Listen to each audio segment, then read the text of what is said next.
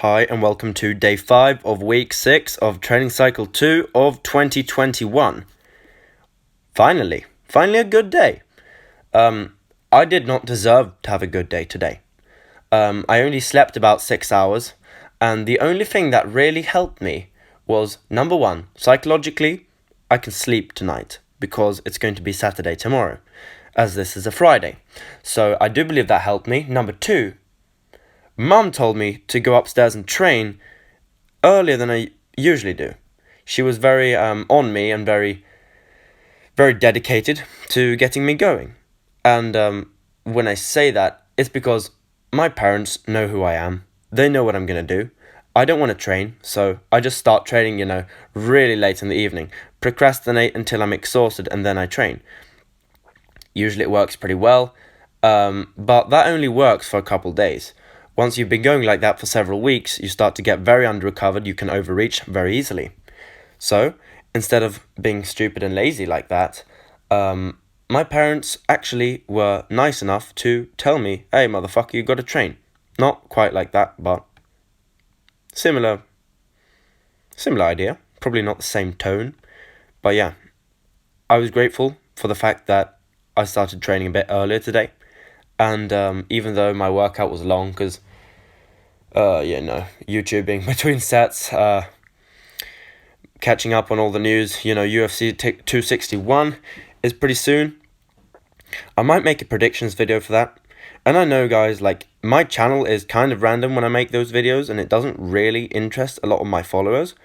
But I like to make those videos. They're fun. So far, I predicted 4 fights so far, and I've predicted 3 of the 4 correctly. My only fail was Ben Askren versus Jake Paul. And granted, that record is mainly luck at this point. I mean, I can say I have skill when I've, predicted 70 out of 100 fights. Well then, at that point, that's skill. That's not luck anymore. Because then statistically, it would be very unlikely for it just to simply be luck. It's whatever, I don't have any examples. But yeah, I overhead pressed 65. It wasn't perfect because I did use my legs a little bit. But, I managed to press it. And in the past, I haven't, previously this week, I haven't even been able to press 65, despite the form. I could cheat and still not be able to do it. So I'm happy that I got it.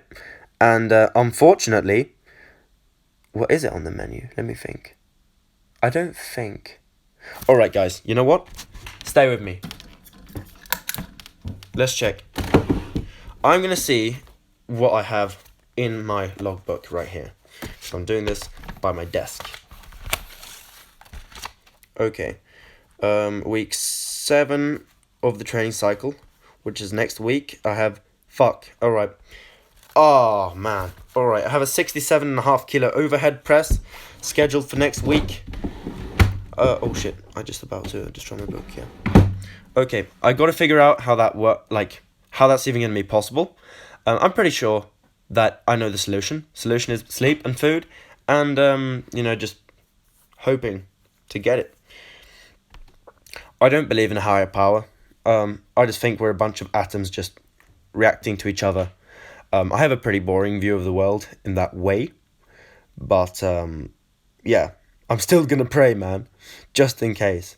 Because a 67.5 kilo overhead press, bruh, you guys don't understand, man. That is an insane lift, right? Even if my form isn't the best, that is still crazy. Because that is equivalent of well over 60 kilos on a 100% strict overhead press, for a 17-year-old. Now, granted, there are guys my age who are literally more than twice as strong as I am, sometimes 3 times as strong.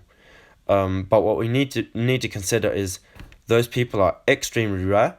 And if you look at the population right now, I am a bit lower than average strength for people who train hard in my age. So we've got to get up there, but I'm getting closer and closer. Like I always say, I have 3 classmates who are stronger than me. That is very annoying. One of them out deadlifts me, but I out bench him and out squat him. Another guy out benches and out squats me, but I out deadlift him. And another guy out I don't know if he squats. He probably doesn't squat, but so I'm not going to count that. But at least he out benches and out deadlifts me by decent margins, right? The guy with the strongest squats 160 at 17 years old. He weighs like 73 kilos too, which is just insane. To weigh 73 and to squat 160 at 17 is an insane lift in my opinion. Then that same guy who weighs 73 kilos, he can bench 105. Now, he doesn't have the best deadlift leverages, so he only deadlifts 140. But then again, he has a back injury, so still being able to squat 160, that guy's pretty insane. And then we got another guy in my class. I don't know what he benches. Like, I don't know if he's got a 90 yet, but that doesn't matter. What matters is he's deadlifted 155. So I gotta hit that, and I gotta beat it. That's very important to me. Now, granted, it was sumo, but I'm not gonna sit here and pretend like sumo doesn't count. If you do a conventional and a sumo with the same weight, in my opinion, the conventional is more impressive most of the time. But, like, to put it this way, I cannot sumo what I conventional at all. But that does have to do with your structure, that does have to do with practice, and that does have to do with muscle balance. You need very strong, various hip muscles. It isn't just about the spinal erectors and the hamstrings and the grip to the same. Well, it is about the grip, but talking about grip, I almost started hitching, and then I just did like a Zercher rest hold thingy on my legs for this 125. Yeah, I failed it once, and I got on the second attempt. No, not this second attempt. I technically got it on the third attempt. This was a failure as well. I moved off the ground, but another interesting thing is you'll see arm bend and back bend, and it is entirely correlated with the grip. So that's pretty interesting. And then I thought to myself, well, if this is a central nervous system thing, because it feels like it, what if I stress myself out over this and increase my adrenaline level? Somehow I could hold on to it purely because I stimulated my nervous system by, just getting in my zone. By the way, when I say zone, it isn't really a zone. It isn't really a, Zen focused kind of thing. My zone when it comes to lifting is just energy everywhere, aggression sometimes. But yeah, you saw me looking at the camera there. 100 is very easy. Double overhand, it's pretty hard to hold on to. Holy shit, I'm breathing really fast there. I'm like a pump, But yeah, I was going to say something, but who cares? Feels good to have a day when you have energy. And a lot of guys who follow my channel, I notice my engagements just keep going down once, I've had basically a streak of pretty much a whole week where I've just been completely fucked from school. Yeah, zero energy, just took everything. I've been wanting to sleep for the whole week, and I actually still haven't slept, enough, but tonight I am going to. I'm probably going to sleep, at least 10 hours, probably 13 hours or something like that, and then I'm going to be fine. Yes. It does depend, though, how much I'm going to sleep for tomorrow. What did I even say there? It does depend how much I'm going to sleep, no. How much I'm going to sleep depends on a couple different factors. For example, if we decide to drive to a nearby city to buy me trousers. Because I'm getting too big for my trousers, guys. My quads and my glutes, my hamstrings. Not my calves yet, but they'll get there with time. With all the jump rope and just getting heavy in general. But my point is here, my glutes and my quads especially, and my hamstrings to an extent, my abductors, my adductors, whatever, all my lower body muscles in the upper leg, they've all gotten so much bigger, so that my old trousers, or pants, as you Americans call them, which I think that's stupid, but whatever, trousers, all of my trousers are too small now. And I've run into another issue. In the course of 24 hours, I've ripped 2 of my trousers. One, I ripped by the knee, and it's made of very thin fabric, so you can't really sew it together. And those are like my nice school trousers. And then I also ripped my my other school trousers in school today by doing a deep squat. I don't know why, probably to like rest or do something funny, like show my friend how short someone was or something. But I did like a squat, and I just felt a rip by the ass, and then I'm like, fuck. So yeah, I ripped those trousers in 2 places. This is a bit of a side tangent. Like, I was talking about fucking training and recovery, and here we are over to trousers. But yeah, gotta buy trousers, man.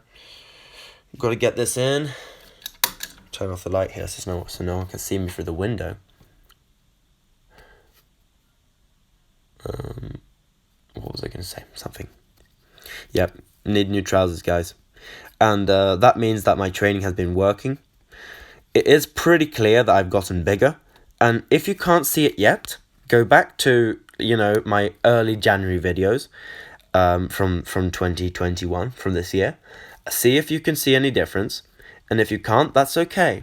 But what I can say is I've gained almost 5 kilos at this point. Alright?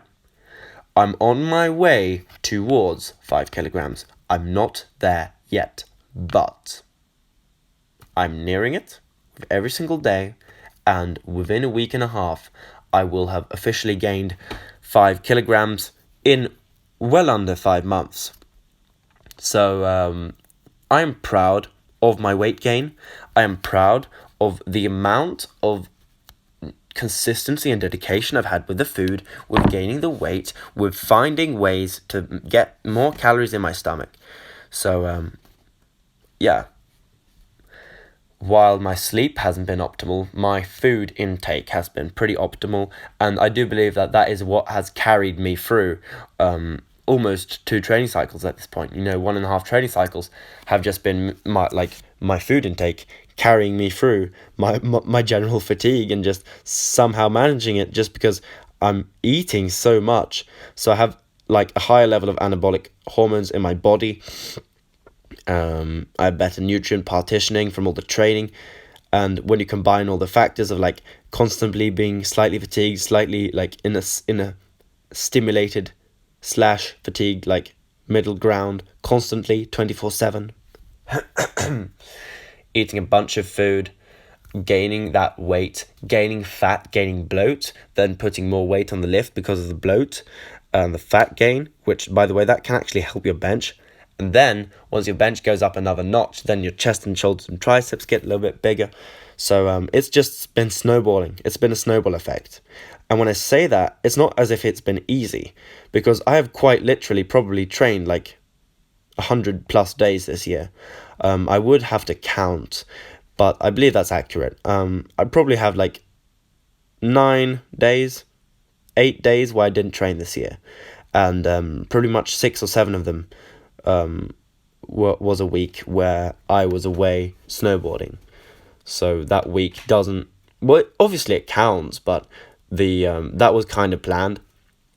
The stuff that really doesn't count was like there was one time, or twice actually, earlier this year, where I was so exhausted, so I didn't have the energy to train.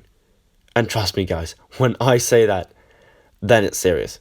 Because like this week, yesterday, I slept 3 hours, and I went in there and I still lifted, matched my lifetime personal record squat, attempted a PR bench, didn't get it. It probably was an overhead press day. But at any rate, guys, I'm working hard, putting in the work all the time. And I know a lot of you don't think these videos are that entertaining. And I think that's just kind of a part of the way they are going to be for now. And the reason that I want to keep this format is because this isn't really an entertainment kind of like I can do entertainment videos on this channel, but these videos aren't really entertainment. If you see them as entertainment, fantastic. Continue binging, because there's a lot more content to come. But if you think these videos are kind of boring, just remember the fact that I don't quite make these to entertain people. I make these to log and document my training, so that anyone down the line, in 5 years' time, they can go on Ivan Sandval Fitness and be like, he failed a 150 kilogram deadlift. What? He deadlifts 250 kilograms. He's made a lot of progress. So it's kind of a way that I can pat myself on the back, just like I pat the camera right there. Boom. Goodbye.